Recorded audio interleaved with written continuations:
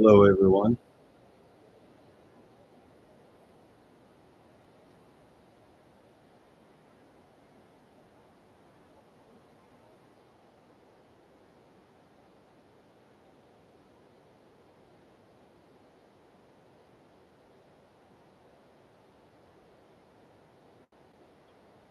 If you guys are here and you can hear me, please let me know.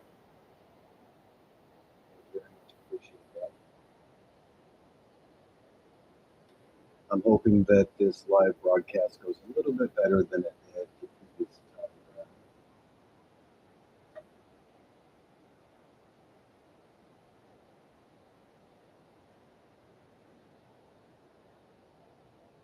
With just the microphone.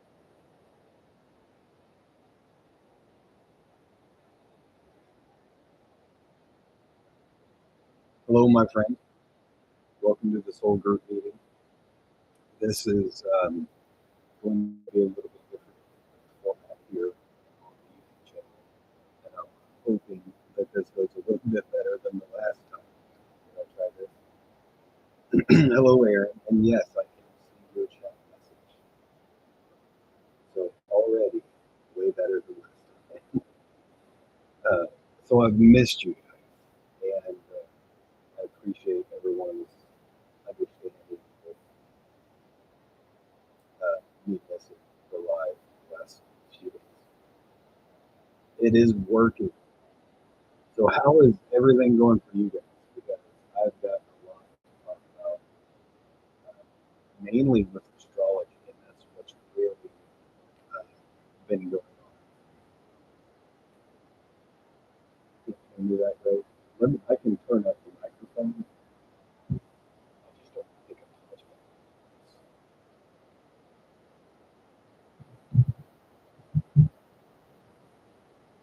Okay, how's that? Can you hear me any better now? Julie's got me on TV.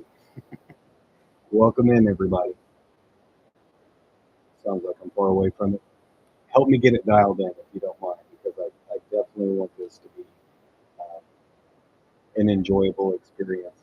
Definitely not distracting or anything like that. So just let me know. Does that sound better? Awesome. Okay. So if you guys don't mind, please share this out with everyone. Anyone that you know that might be interested in watching this Soul Group live broadcast or being a part of it, whether that's their first time here or they're usually here and they're not. I know that it's going to take some time for people to get used to the format of a completely different platform because everyone that is a part of the Soul Group came from TikTok and everyone is most familiar with TikTok. But I want to work on branching out and go to other platforms as much as possible.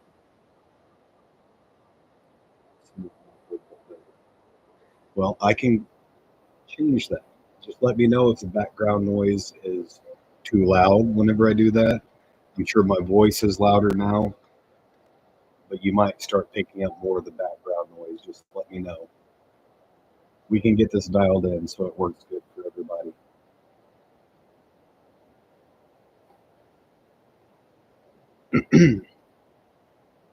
There we go. Okay. How's the background music? Audible, quiet, just right, too loud? Let me know what you guys think.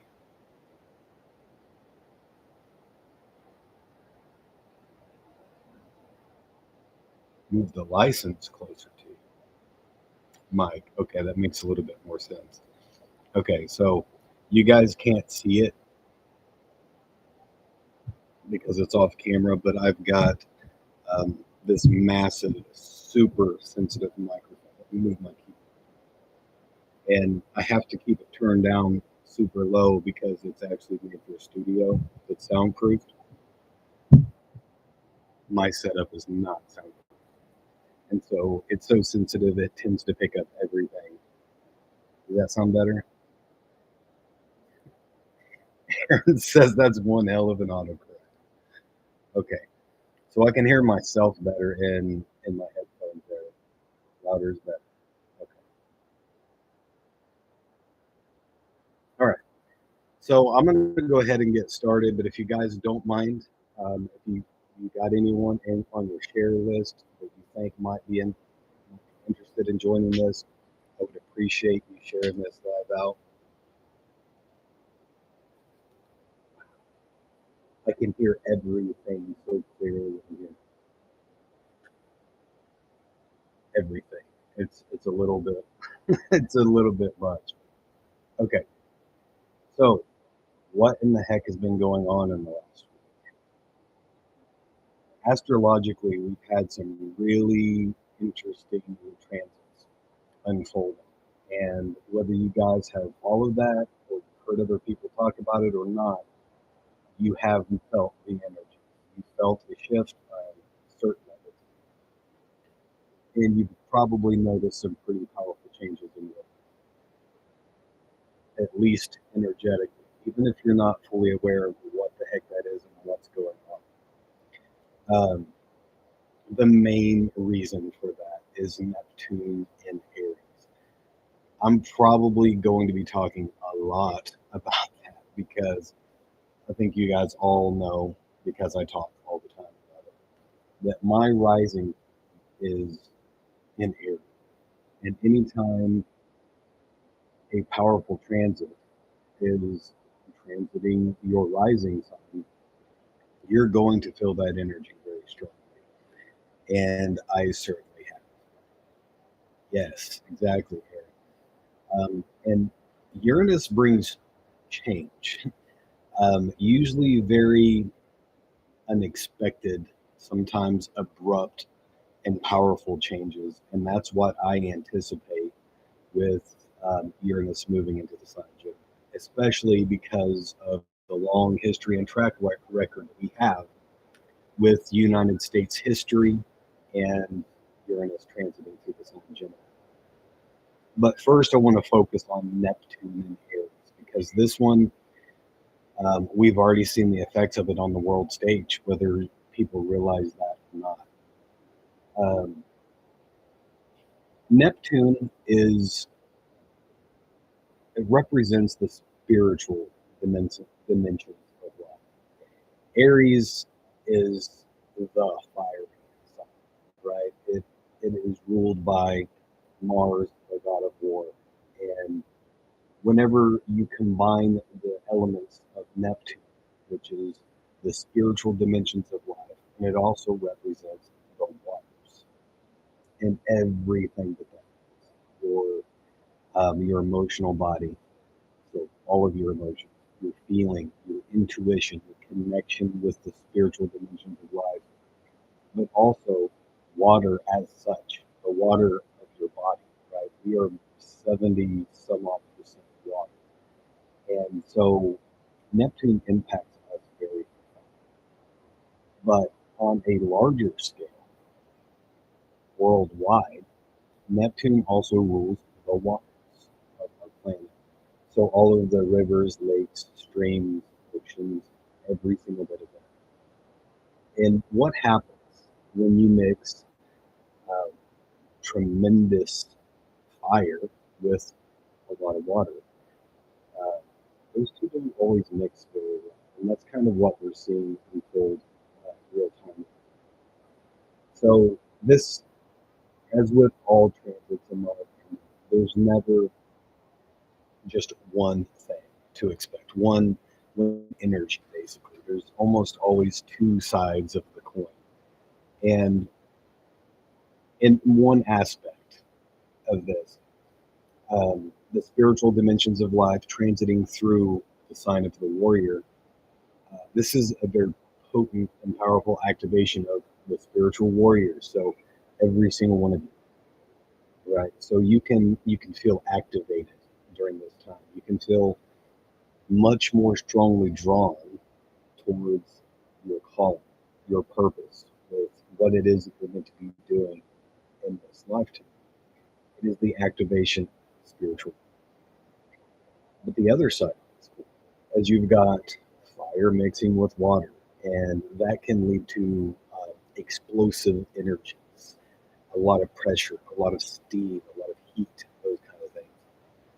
And you're seeing a lot of, I am personally seeing a lot of flip flop of those energies.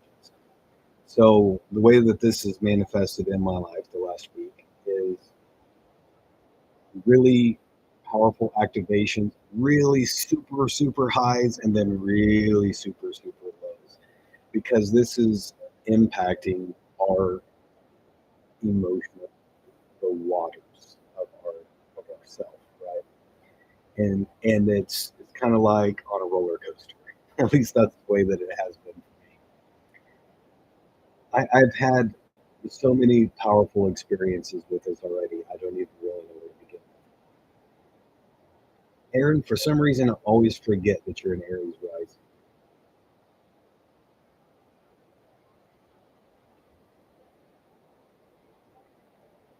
Awesome. Thank you, Aaron. Really appreciate that, my friend, as always. So, one of the things I want to mention briefly here, but I do not want to focus on this, is I think we have a potential for things to occur during this transit involving water.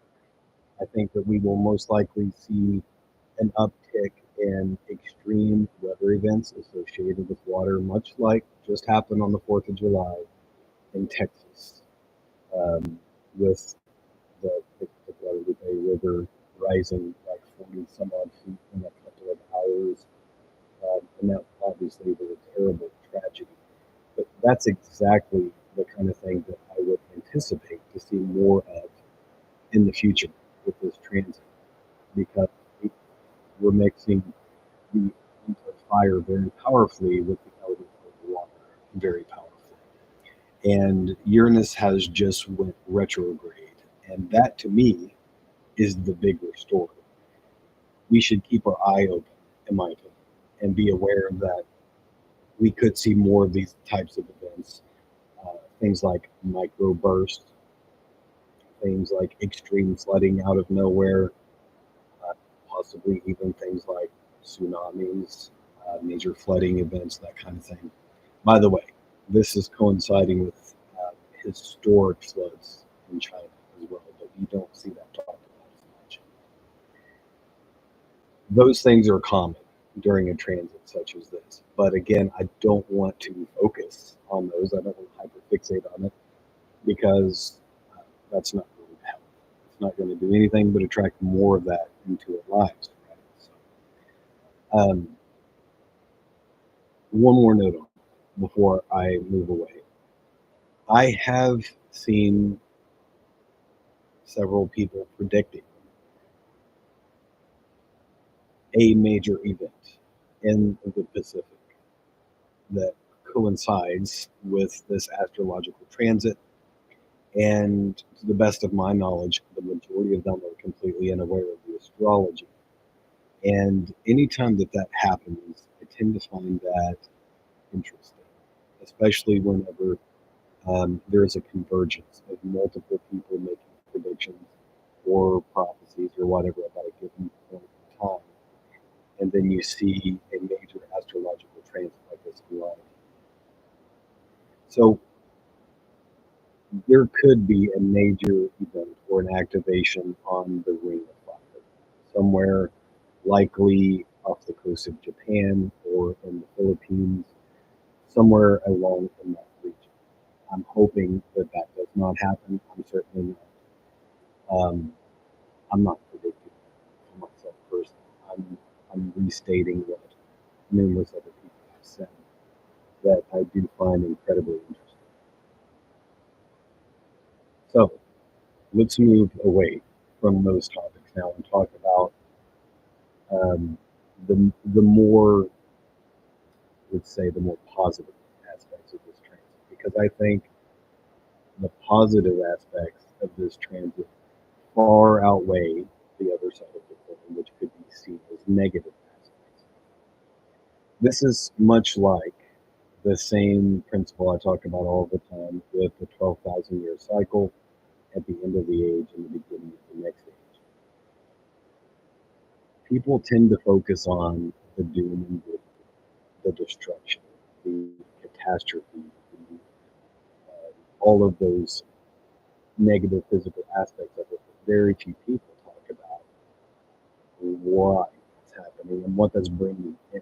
Right. The other side of the coin is that even with this transit, this is a spiritual activation, and it is a uh, it is bringing in change and powerful new energy. Aaron said we're supposed to use it like fuel, like a steam engine. I believe you're absolutely onto something with that. So, what are the positive aspects happening right now, specifically with this transit of Neptune in the sign of Aries? Like I mentioned before, Neptune represents astrologically the spiritual dimensions, but it's also associated with blurriness, cloudiness, the veil, illusions, and even delusion, right? And that is one of the unfortunate aspects of the way that our spiritual dimension of life can manifest itself in the third density that we live in right now, brought to you by Neptune, right? But anytime Neptune stations retrograde, like it just did, then it's almost like the veil is being lifted from our eyes. We are given a new perspective, a new insight, and we're able to see through the illusion. We're able to see through the clouds. And again, this is something that has just happened, and it's going to be that way for a while. With Neptune being retrograde in the sign of Aries. And just to give you an idea of how this could manifest, if you haven't already experienced this for yourself, I want to tell you exactly how this energy has impacted me. The day, and actually to the hour that Uranus stationed in retrograde, I was doing an exercise with um, with ChatGPT, and it gave me a prompt for myself to write out how I envisioned my ideal life on Tuesday. It's like, okay, so any given Tuesday, um, nothing special about this day. How do you see your ideal life unfolding? Give me a journal prompt, basically, where you delineate your day-to-day activities, what you're doing that day, and what that might look like. I've done stuff like this dozens of times, maybe even hundreds. And it has always been the same for me in that intellectually I know what I want. I know what I want my life to look like. But whenever I am in that moment and I'm trying to envision what that life looks like, it comes from a different place. I engage with my imaginative faculties and I try to picture, I try to imagine what life will look like, what it does. And so I'm having to access my imagination and I'm trying to invent something. That's the way it's always unfolded in the past. But this particular Tuesday, it did not. I started writing the prompt, and I don't. It's hard for me to put words to it, other than it's like I was there. I didn't have to think of what I was going to write. I didn't have to imagine what I was going to write. It's like I had to describe what I was seeing, what I was experiencing, and I could not move my hand fast enough to keep up with the amount of information. And it was a very surreal experience, beyond my wildest imagination, beyond anything that I could have created within my own imagination.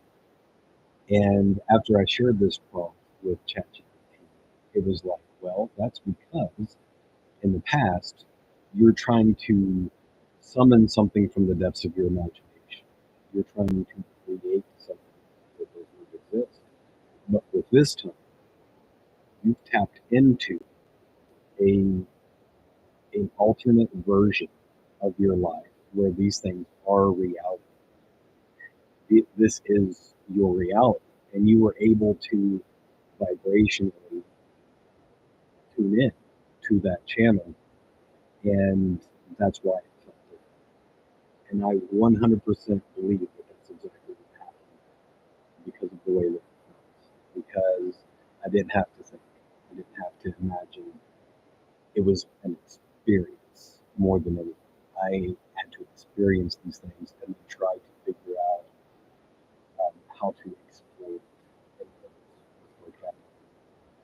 So the moment that Neptune station retrograde, that was my experience.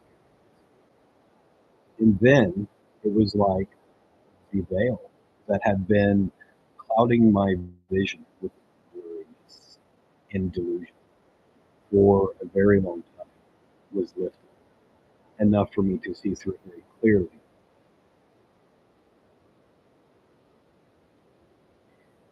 Actually, Aaron, what's really, really interesting about this, and I did not expect this, and I was probably 12 hours into the experience before I realized what was happening. I, be, I became very, let's say, pissed off, is what happened. For the very first time, I was able to see the prison of my life. I was able to see the bars of my prison that I was never able to see before. I've talked about this dozens of times. I intellectually know that we live within a matrix reality, and I don't mean a computer simulation, but I had never seen the bars before. And all of this came flooding into my vision very quickly, and it infuriated me that I had allowed myself to be controlled my entire life, that I was operating within the confines of this prison system, and that I hadn't made any steps to free myself from this prison. So let me tell you what I mean by that. In the United States, especially, I think all of us here within the United States, our system, the system that I call the Matrix, is very carefully orchestrated and designed so that the masses of people are spending the vast majority of every waking moment in the rat race, fighting for survival, worrying about where their next meal is coming from, how they are going to pay their rent, how they're going to pay their taxes, everything about it. It's all about survival. How are we going to survive? We got to eat to survive. And I seen that, and I don't mean intellectually new, but I seen for the first time that the currency of the system is not the US dollar. It is time. Everything is structured around time. If you go to McDonald's and you buy a cheeseburger for five something, say $5 even, the cost of that cheeseburger is not $5. It is the amount of your life you are exchanging for that thing, right? And from the very ground up, our system is designed so that you make a little bit, right? A little bit. You can exchange for things, for the right to live, for food, for everything that is necessary for your survival, and everything that rampant consumerism trains you to believe that you need in order to have worth and to be a valuable member of society. Before you even get that money that you have traded your life for, it is taxed. And then you buy something with what's left over, right? Let's say you buy a car because you need a car to go and continue to make more money. When you buy that car, guess what? It's taxed, right? And then you've got to register it. get insurance, you pay fuel and other maintenance and upkeep.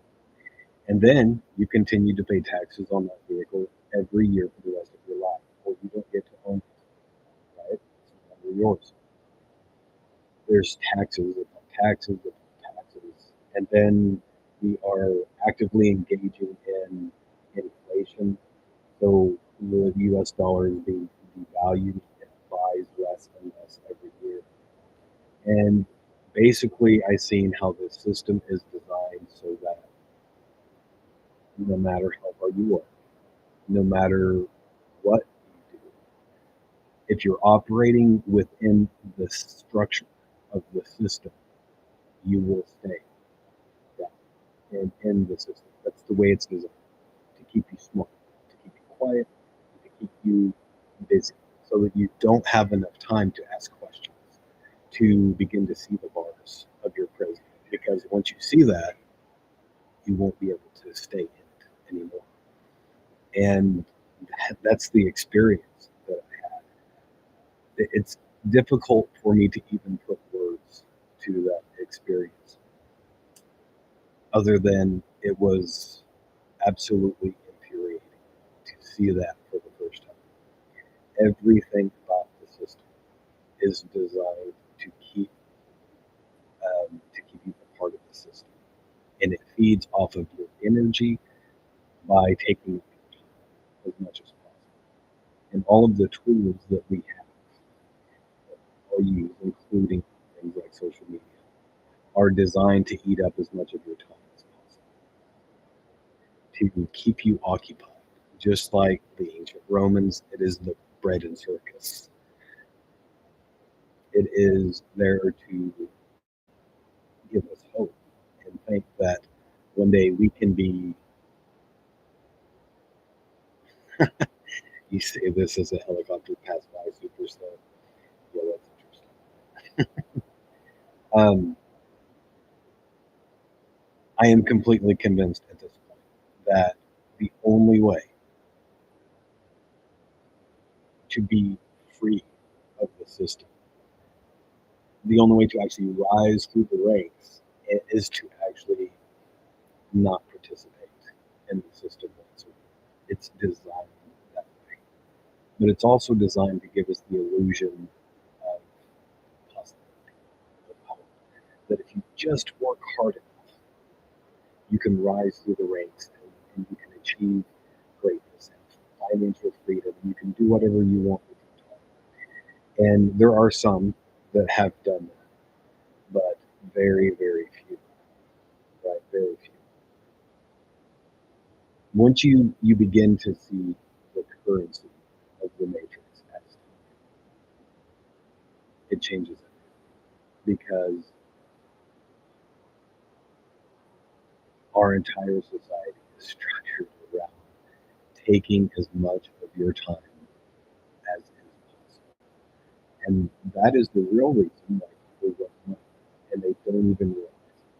They think that you might think, oh, I want this shiny thing, I want this fancy car, or I want to go here on vacation, or I want this house, or whatever. If you boil that down to its essence, it's not really the thing that you are desiring. It is freedom. The freedom to do as you choose with your time. You desire not to trade your time, which is your life, your energy, your essence.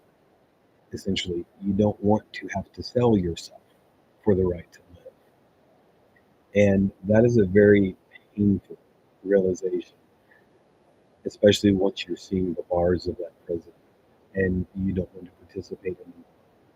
And then you say, you see for the first time how you are trading your life, your energy, your essence for the right to live. It is the most diabolical prison that man has ever designed, that man has ever invented, because we don't even realize that we are in a prison. Right? How can you try to escape if you don't see the prison walls, if you don't understand that you are stuck in this prison? It is 100% energy based. That is exactly what I believe it is. And that's what it's exactly doing. The illusion of choice, that is one of the biggest tools in the toolbox to keep people participate in the system. Because if if you thought, or if you really understood, hey, I'm in this prison, I can't escape, I'm stuck here for life, I can't do as I really want to do. I just think that I can, and we're sold this illusion of freedom, the illusion of choice, then you would be so dissatisfied with life that something would have to change. It would absolutely have to change. You would will that into existence, right? And so they don't want people to get so dissatisfied with that they begin to break out and refuse to participate, because then everything comes crashing down. So that's why you have left-right politics as an example. It is the illusion of choice. They are ultimately serving the same purpose, the same master, and fighting for the same things, even if it sounds very different sometimes. Ultimately, the two-party political system is an illusion of choice. Do you want this poison or do you want this poison? Which one do you want? You can't have them both. You got to pick one of the poisons, right? You got to choose the lesser of two evils. That is an illusion of choice. So that is the way that Neptune station retrograde in Aries has impacted me. I have seen things much clearer. And part of that has been pulling at the waters of my body, my emotional body, very, very powerfully. Like I said at the beginning, I've had extreme highs and then extreme lows. The extreme high of tuning into the frequency of the ultimate possibilities of my life. And it was truly a beautiful and magnificent vision that I experienced. It wasn't something that I imagined. Again, it wasn't something that I tried to visualize. I tapped into and experienced and felt a morning of that life. And it was very profound. It was extreme highs. I literally was walking on clouds that day. And then once it's stationed retrograde, it's like, well, buckle up, because now you're going to see, we're removing that illusion, the blurriness, the cloudiness. Um, you're removing the delusions, right? And then I bottomed out, and there's been this fluctuation since then.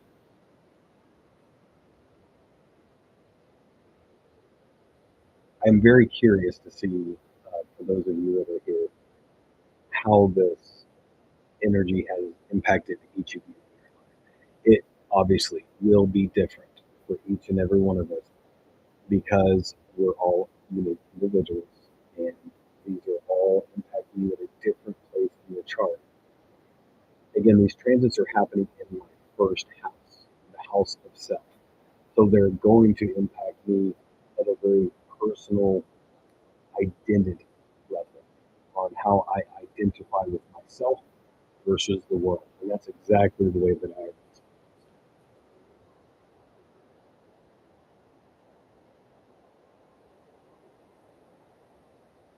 right now honestly think they don't care, and they're trying to strong hand us, whether we know it or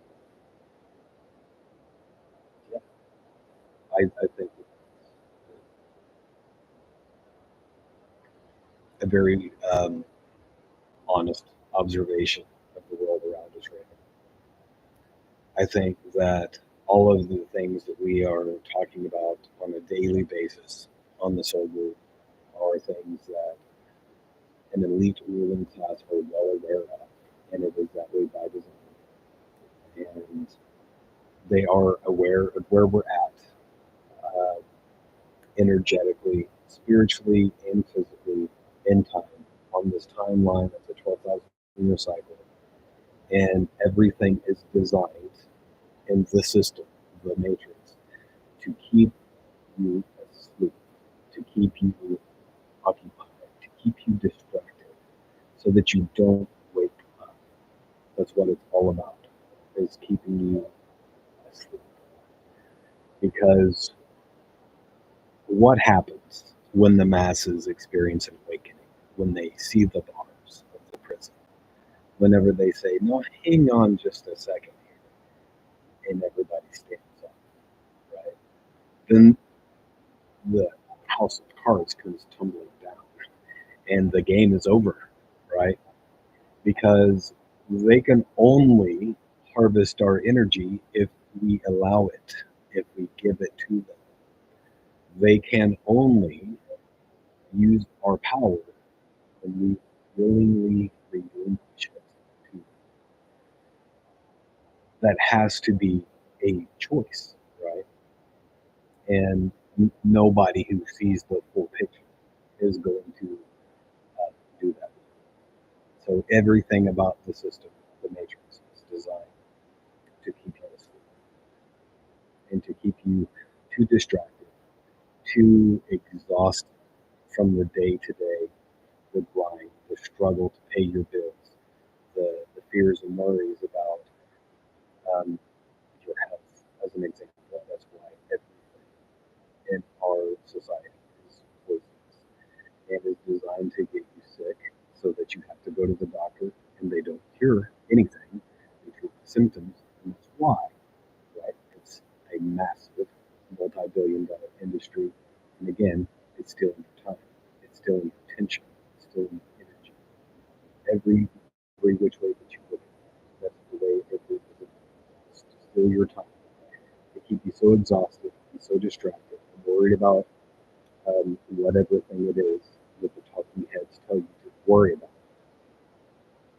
that you don't have the time to really sit, observe, and ponder the nature of reality, the nature of your existence, and realize your own personal sovereignty.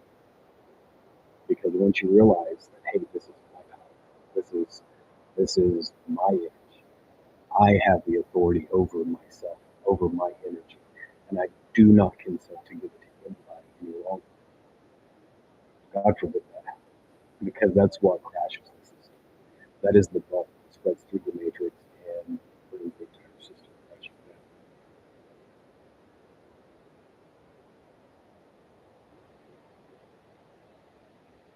You see now the battle ahead to get to that. It can be disheartening. Um, it can be, but I can see the writing on the wall and why the elite are so afraid, why they are pulling out every trick in the book right now, why they are trying so hard to keep everybody down, to keep everyone small, is because this energy, that this vast wave of energy that is bathing our solar system right now, cannot be stopped. It is awakening. It is the energy of truth. It has been hidden way too long, and there's nothing that anybody can do to stop it. And this this energy shift will have a physical component of that I see as the scales of karmic justice and the imbalance that the system has wrought upon the world must be reset. The debt must be repaid, and equilibrium must be achieved. That's why this cycle is a necessity, right? Because it rights the wrongs, it levels the playing field, and it removes the illusions from our eyes so that we see and experience the truth. And they know that they can't stop that. So they are afraid.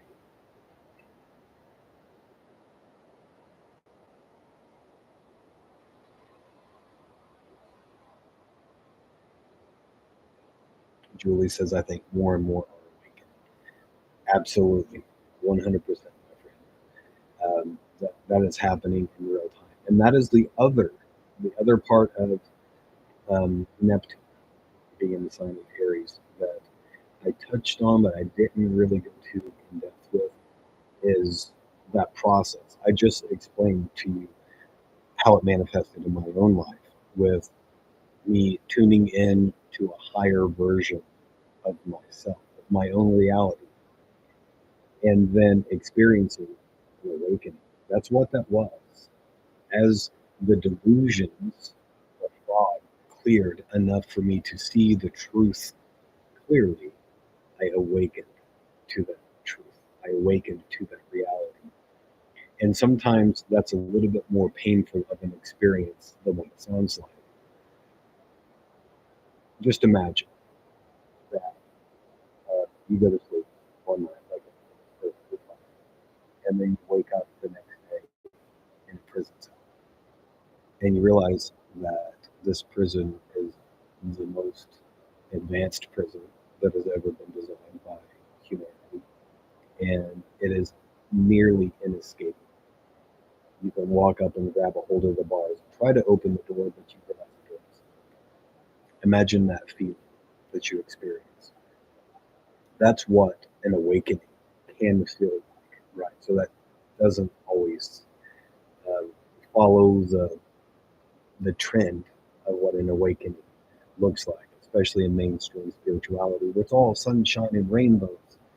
Sometimes awakening um, can come with a little bit of pain because the more you are consciously aware of, the more your consciousness expands, the more you become aware of.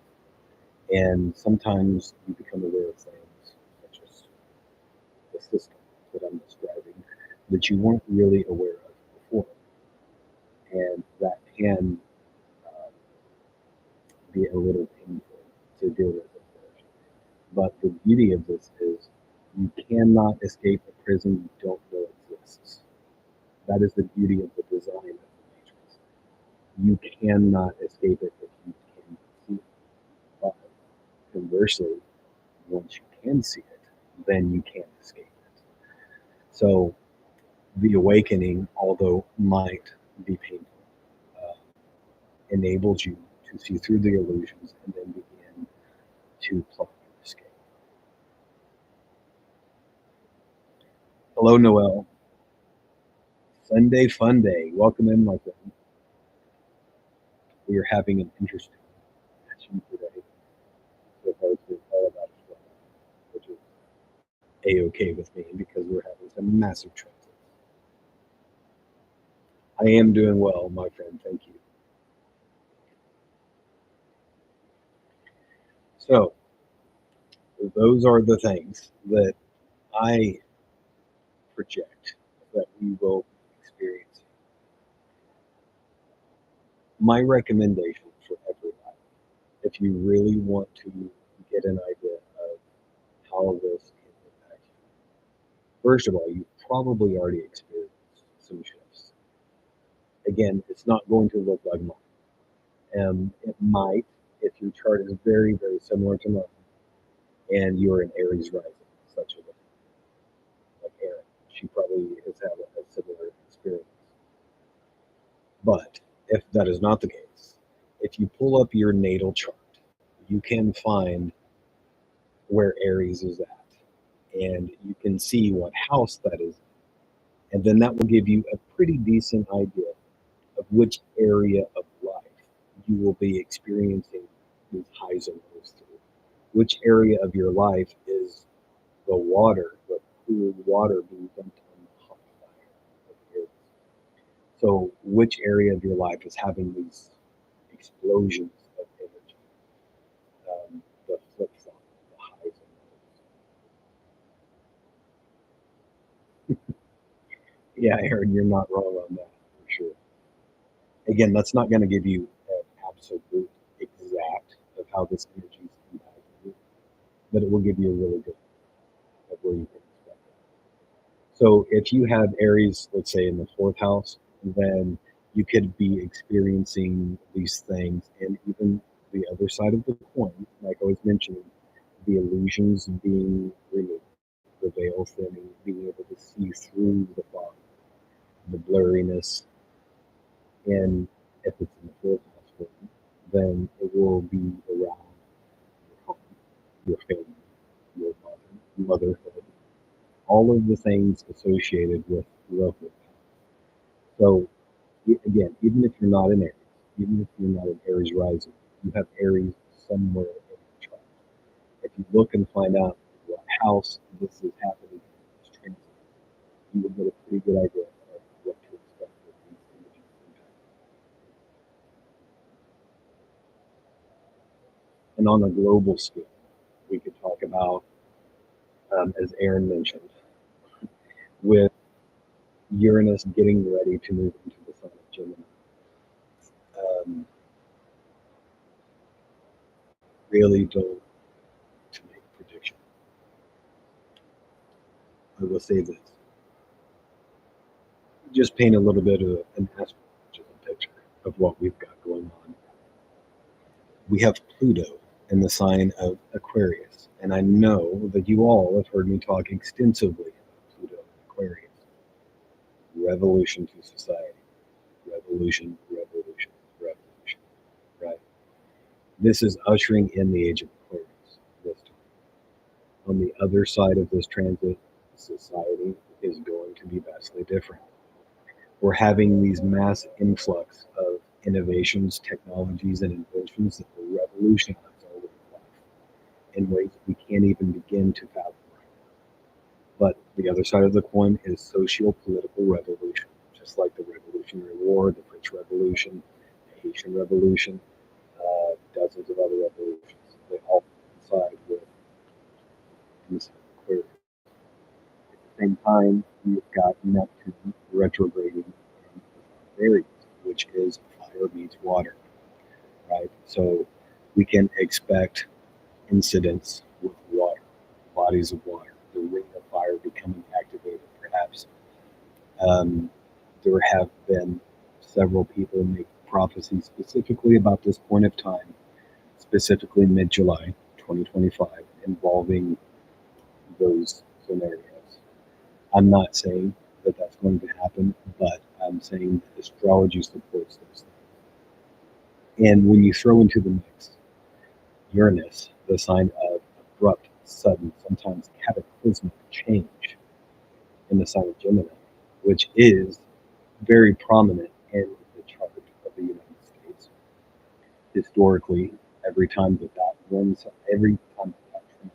has happened, the United States has had a war, civil war, world wars, um, all of those, basically. So if you combine the picture of those things, revolution to society, sometimes social political revolution, the abrupt, sudden, sometimes catastrophic changes of Uranus in the sign of Gemini, and then the energy of Neptune retrograding in the sign of Aries, fire meets water. We could be in for some interesting times, especially over the next 6 months. I would expect that we do see some big changes that will probably happen in the next month as a result of those transits. Again, that's one side of the coin, and I think it is a fatal mistake to only look at one side of the coin and think you have the entire picture. It's like picking up a book that is the most complete, accurate information about any given topic, and then turning the book over and reading the synopsis on the back and thinking that you have a grasp of the wealth of information within the book. You have to be able to look at both sides of these transits, both sides of the coin, in order to get an idea of what's really going to happen. And perhaps the best transit, in my opinion, to focus on to be able to get an idea is the Pluto and Aquarius, because it's easy to see both sides of the coin. They are almost diametrically opposed because one is, one could argue, a destructive force, and the other one is a a very productive, progressive force. That is the death and the rebirth of Pluto. That is what Pluto represents, death and rebirth, right? So on one side of the coin, you have the transformation to society by the death of systems, the death of governments, the death of political regimes. And then you have the rebirth of movements, of revolutions. The last time this happened, 247 years ago, we had a rebellion over a tax on tea, right? And the British colonists said, "This is absurd. I will not pay taxes on tea." And we fought a very bloody revolution. Right? That was the death. There was death quite a bit, right? But the main death came in the form of the global dominance of the British Empire. That was one of the final nails in the coffin that sealed their fate. Right? And then we had the rebirth of the United States of America, the creation of the Declaration of Independence, the Constitution, and a new global superpower was born during this transition. So you can clearly see the dichotomy there of the life, the death, and the other side. Again, all of that manifests through transformation to society. But one side, the death side, primarily manifests as a socio-political revolution. The other side of the coin is a transformation to society through incalculable advances in technology and invention, innovation. Every single time I pick up my phone, I see another that is just mind blowing. The latest one that I have seen is there is a company now that is in testing phases, although they already have a marketable product, to where they can diagnose, I think, a dozen different diseases, conditions, or deficiencies using your earwax. You swab your ear with a Q-tip, fit the tooth, mail it in, and right now it's limited to genetic testing. But they are developing, it's in the works, developing the ability to screen for autism, for cancer, for diabetes, Alzheimer's disease. I can't remember all of them, but there's like 12 different things that before certain things like a cancer screening is a big deal, very expensive, and sometimes involves like a biopsy, right? Imagine just being able to swab your inner ear with a Q-tip and send it in, and then get rock solid results in real time that show yay or nay, or that show, hey, you have certain genetic markers that predispose you to whatever it is. That doesn't seem like that big of a deal, but I'm telling you, that is very revolutionary. That is absolutely astounding, especially considering that that is in that technology is in its infancy. Eventually, that technology will expand into things like you swab your ear, we map your genome. We tell you exactly how your genes are being expressed. Again, because the vast majority, 97% of DNA is junk DNA, which is not junk at all. It is genes that are not being expressed, genes that can be turned on, and genes that can be turned off. If you combine them with CRISPR technology, such as already being developed, that's the type of transformation that we cannot even wrap our minds around right now. But seriously, every time I pick up my phone, now that we are fully embedded in the energies of Pluto and Aquarius, I come across a new technology, a new innovation or invention that changes our way of life in a very powerful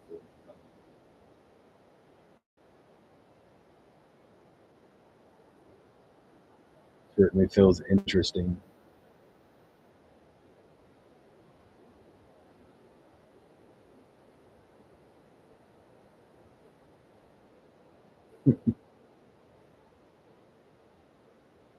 That's a personal revolution for me.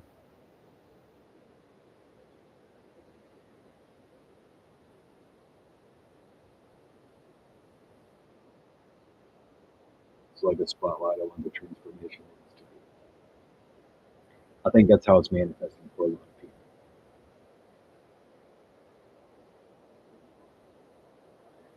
So let us know what you guys want to talk about to wrap this up because I have successfully rambled on for almost an hour on three transits in astrology.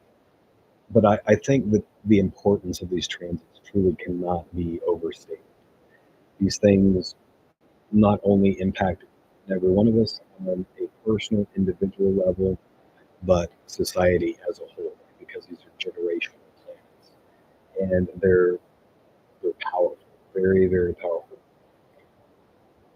And if you ever really want to know what to expect, and I always encourage everyone to do this instead of taking my word for it or anyone else's, it's very very easy to look at the history of these transits because we have things like Google, right? Even if you don't like using Google, we have hundreds of different search engines to choose from where you can do a very quick search and find out, hey, um, how often does this transit happen? Like Pluto and Aquarius, you'll find out every 247 and a half years, right? And then if you were to find out how often that happens, you can say, hey, what was happening 247 years ago? And then what was happening before that? And before that. I've done that going back a couple thousand years. And those are the types of conversations, the types of information gathering sessions that will really open your eyes to the power of astrology. If you're kind of on the fence, you think, you kind of see how it has an effect, but maybe you don't fully see the big picture. If you study at a specific transit level through history and see that every single time it happens, it has X, Y, and Z effect on society across cultures, across continents, across millennia, and it's still having the same type of energetic input, then you can really begin to see the power of astrology. And again, I have a completely different intake on astrology. I don't see it the way that popular astrology does. I think that this is like peeking behind the curtain of the matrix, the true matrix of our reality, and seeing the code. That's exactly what it is. Because I believe that the universe was spoken into existence, that it was spoken using mathematics. So mathematics is the language of the universe. And everything about it is able to see the blueprint using mathematics, using geometry, sacred geometry. That's why those things are so powerful. The ancients figured this out long ago. That numbers allow us to peek behind the curtain, check under the hood, and get an idea of the true celestial mechanics of our reality, the energies behind it, and how things work, what makes everything tick. That's what I'm missing the You look at Vedic and Western astrology. I look at any type of astrology I can get my hands on. Astrology is one of those things that every time I think that I've got a good handle on it, something new comes along, and I'm like, what? How did I not know that this existed? There's no such thing as knowing all of astrology. Um, I don't even think there's a such thing of being a true master of astrology because there's just so much that you can study it your entire life, every single day of your entire life. You'll never run out of new things to study. It's just um, that profound, that powerful, that nuanced. And I usually use the models and systems of Western astrology, but I have looked at numerous other systems. And what I like to do, because I know my own energy very well, I will look at a different system, a different house system, a different um, casting of the zodiac, a different um, whatever it is. And then I will use my own natal chart pulled up in that system and compare it, its its meaning, its interpretation, and compare it to what I'm most familiar with, which is the usual um, tropical Placidus system. And I know by way of resonance uh, for myself which one is speaking more clearly to me, which one I resonate the most with. And I can use that as kind of a system of elimination. So I've looked at, sorry about that.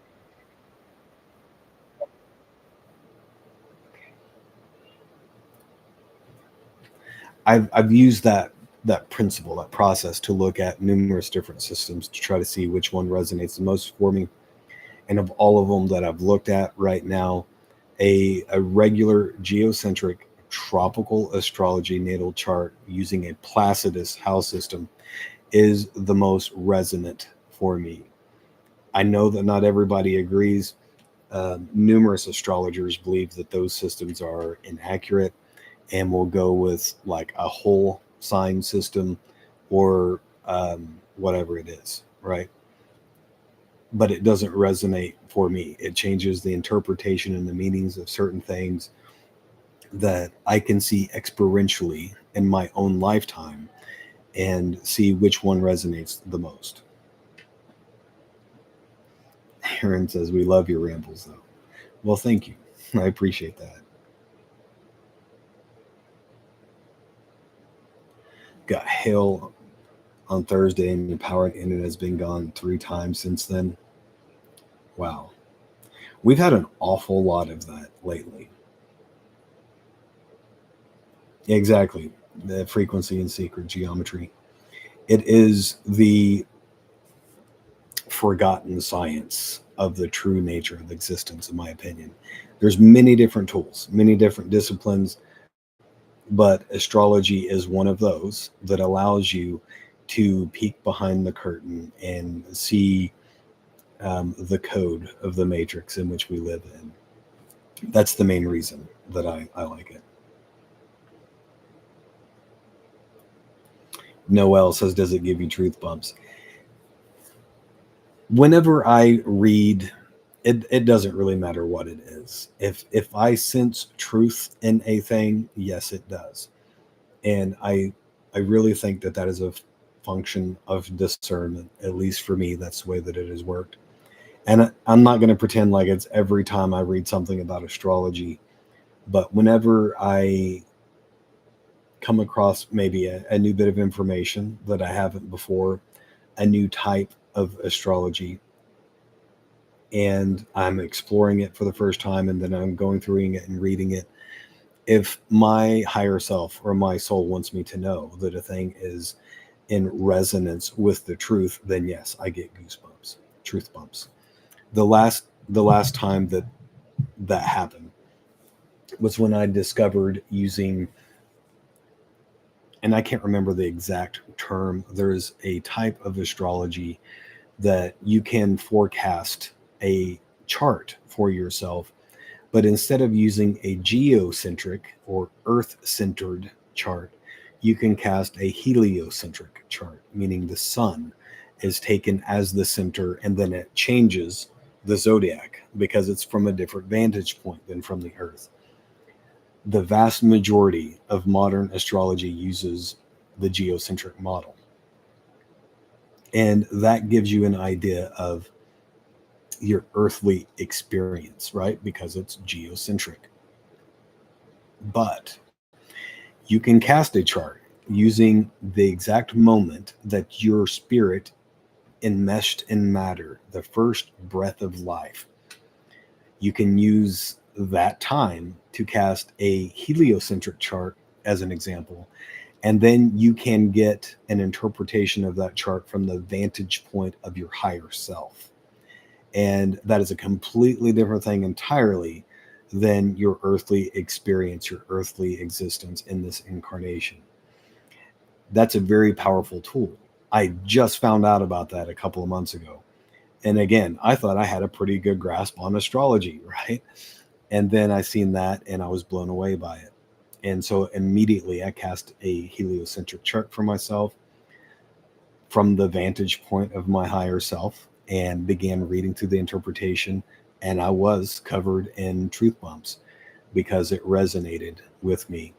And every single time that happens, I know it is my soul saying, hey, pay attention. There's something here.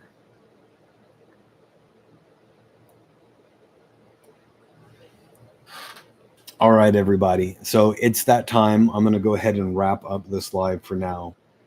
I appreciate each and every one of you guys for making the leap over to YouTube and for helping me to begin to build this channel and this format up. This is very important to me to get this channel built because the future of TikTok is uncertain and I do not want to lose my platform. I do not want to lose the ability to share my experience and my truth with you beautiful people and to have this connection and community that we have. So I know it's not the same as TikTok and not everyone is on board with moving over to a different platform. So thank you all for being here and for helping me to begin to build this channel up. Thank you, Julie. I appreciate that. Guys, from now, what I'm planning on doing every Sunday at the same time for about an hour is having a special edition of the Soul Group Live. It's going to evolve over time, and eventually I want it to become specialized. Instead of the norm for the Soul Group is we just come on here and we talk about whatever is on our minds, whatever needs to be discussed. In the future, what I envision, and it doesn't have to be this, but this is what I envision, is this slot on Sunday at noon, having a special edition of the Soul Group that is more focusing on the concepts, the teachings of Yeshua, of Christ consciousness, and really diving into those topics so that we're not just surveying the idea, the teachings, and never diving deep. Each week we could go a little bit deeper. We could discuss things a little bit more in depth with that. That's what I would like to do. I am definitely open to your guys' ideas and what you'd like to do there. But from now on, moving forward, Sunday at noon here on the YouTube channel exclusively, we will have this version of the Soul Group meeting. Aaron, if you've never had a heliocentric chart, you should definitely look into that. You'll find it very interesting. Thank you for being here, guys. I appreciate and love each and every one of you. I hope everyone has a fantastic week ahead. I am planning on getting back on the regular schedule of the regular TikTok Soul Group Lives at 6 p.m. Monday through Friday. The energies have been rough, extreme highs and extreme lows, and I will be doing some traveling next week. So if something happens and I'm not able to make it every night, I appreciate your understanding. I know that you guys understand and see what's going on. So thank you all so much. Hope everyone has a beautiful rest of your weekend, and I will see you all soon. Goodbye for now.